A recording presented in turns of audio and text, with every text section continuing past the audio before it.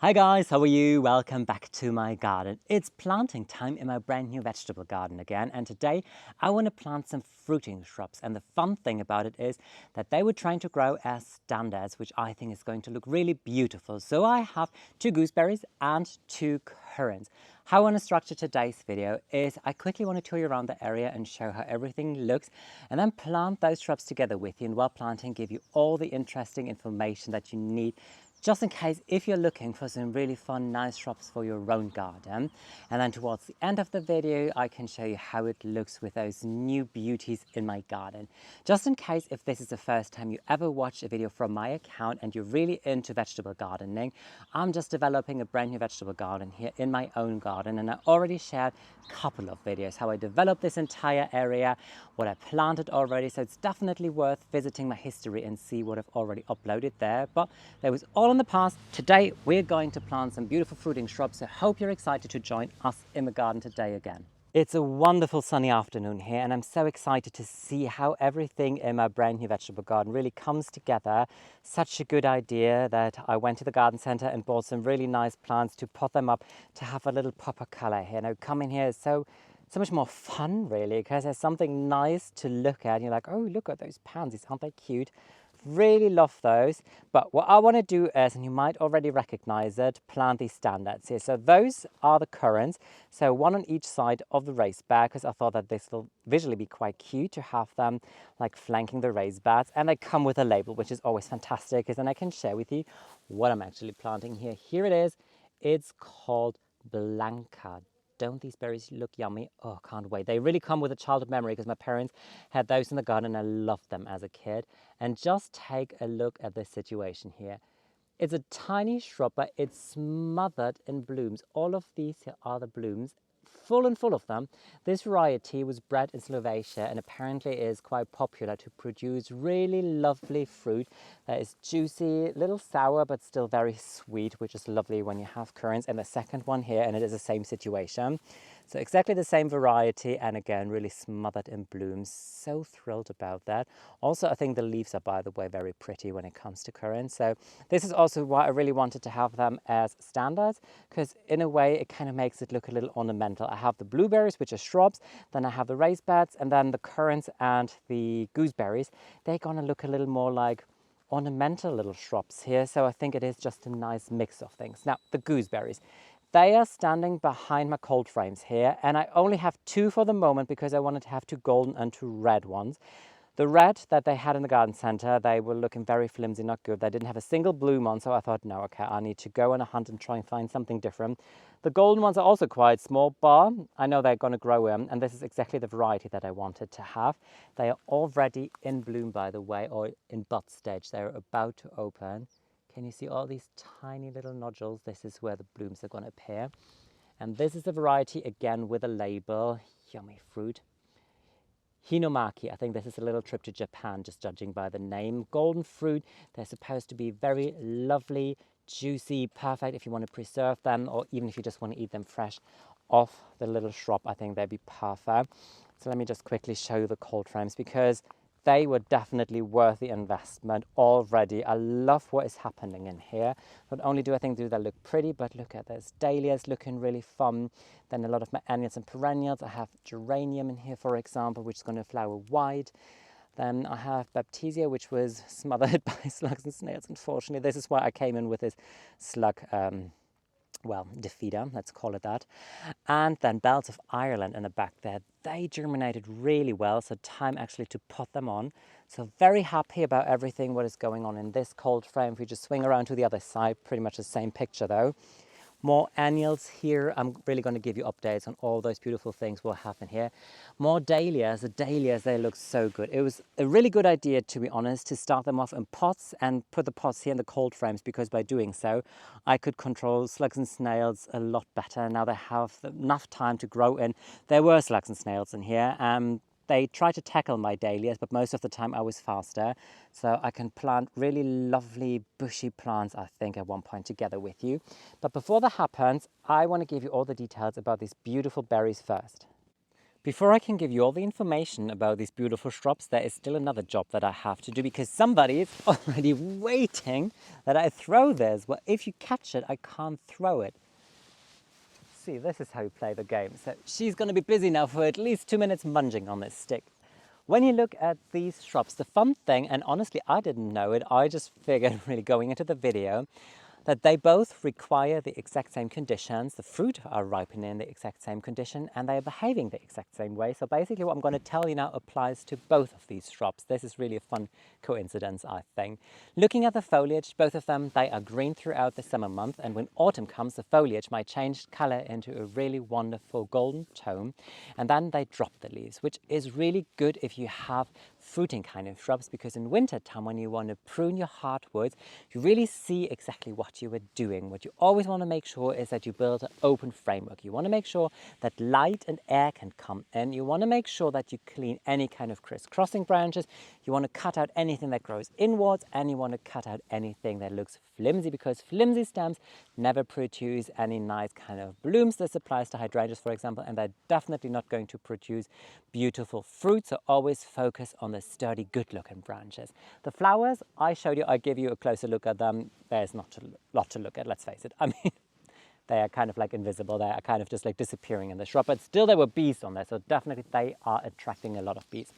And speaking of flowers, the important thing is that one shrub is self-fertile. So in theory, one is enough, but it's recommended to have two of the same variety at least, because then you will harvest more fruit because the bees are flying from one shrub to another, and that just encourages the shrubs to produce more fruit. So this is exactly the reason why I bought two of each, and also I have the space, obviously. The fruit, they are going to ripen in about July time. Even the colors are similar, kind of like a nice goldenish tone here. On the currants, more of a whitish goldenish tone. Both of them have a certain amount of acidity, but definitely they're very sweet, and you can even use both of these fruit in the same manner. You can freeze them, you can preserve them, you can bake with them, you can make jam out of them. So a vast range of things you can do with them, and obviously you can eat them fresh off the shrub. I mean, what's better than going into your garden on a hot or warm summer's day and just picking fruit off your shrub and just eating them straight away, or just to go there for your breakfast. I mean, fantastic, can't wait for that. The soil, this is quite important. They like to thrive in a richer soil. So my very sandy soil here is not ideal. It might work, but I thought, you know what, let's give them all the goodness. So the rule of thumb is, if you plant something, you look at the size of the container, and the planting hole should be triple the size. I made it pretty much 10 times the size. Well, not 10, but at least 6 times the size, to make sure that I give them all the goodness. So I bought a special potting mix only for fruiting shrubs, put it in there. What I'm still going to do when I plant it is that in the planting hole, I sprinkle some organic bone chips to encourage the good root development, because those organic bone chips, they break down to nitrogen and feed your plant.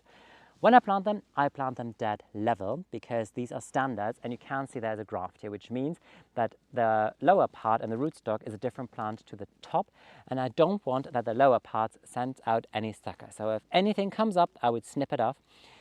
It would be different if you would decide to grow this variety as a shrub, because if you grow it as a shrub, chances are it's not grafted. So definitely have a closer look at it. If it's not a graft, then you can actually plant it a little bit deeper, like 2-3 centimeters deeper to soil level. Really dig it in a little bit, because then you encourage your shrub to send up more stems, and this is really what you want to have. But here it just behaves different. In terms of size, they can grow to quite a substantial size, which I'm not going to allow. I really want to make sure still that they are bigger, obviously, but maybe like a nice round crown. This would be lovely, still airy and lofty, so that the sun can come in, because only when the sun can really come into the shrub, then you're going to have wonderful fruit. So what I'm going to do now is throw Alfie's stick again, because she's just lying there. I guess you can't see her. And then take these beauties and put them in the ground.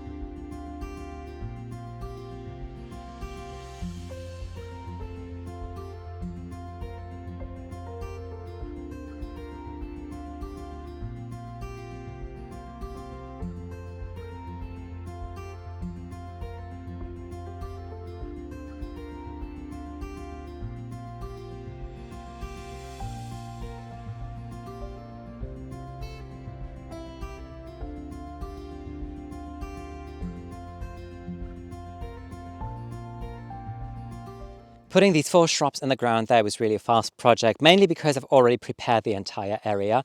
And now they're looking cute. Now these really pretty currants on each side of the raised bed. I really love it. There is something about symmetry that I sometimes find very pleasing, especially in a vegetable garden.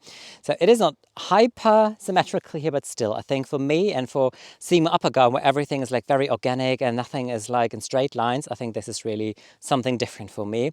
One of the biggest jobs happened actually last night when I came in here and prepared the planting hole. So if I give you a closer look again, you can see it's really lovely black soil now here.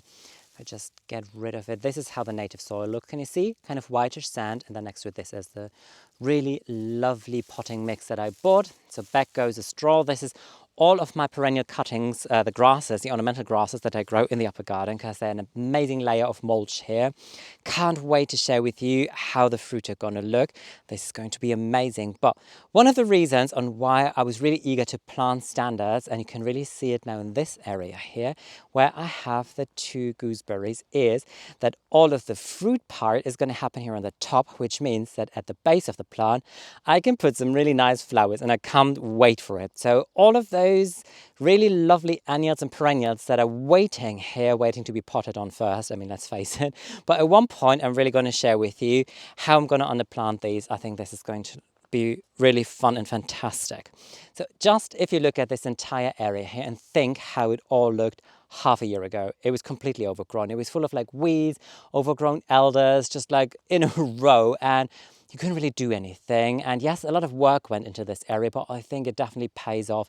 Just having the cold frames is amazing, having the raised beds, the additional ones, all these like fruiting shrubs and trees, and I just love how this entire area comes together. That's it for today's video with a beautiful late afternoon sun in my back. I hope you enjoyed spending some more time with me in my brand new vegetable garden. And I know that compared to last year, I recently share a lot more videos that's been around fruit and vegetable growing. But since I have this brand new area, I really want to take you with me on the journey and really share with you all those wonderful things that go in the ground there. And then later on in the year, I really intend on doing 1, 2, probably 3 harvest videos, and also share with you how does a fruit actually taste? Is it really good variety? Is it worth growing maybe in your own garden too? But more videos here in the ornamental garden are definitely on their way. I have a lot of ideas on what I want to do here. So thank you so much for watching today's video. Thank you if you decide to subscribe to my channel. Thank you if you give me a thumbs up for this video here. And if you want to see more, just stay tuned. More videos are on their way. Normally my days for uploading videos are always Friday and Saturday, and I always try to give you some additional videos in between the week too, because now we're heading into the very busy part of the garden year. So can't wait. Wish you all a wonderful day. Take care, guys. Bye.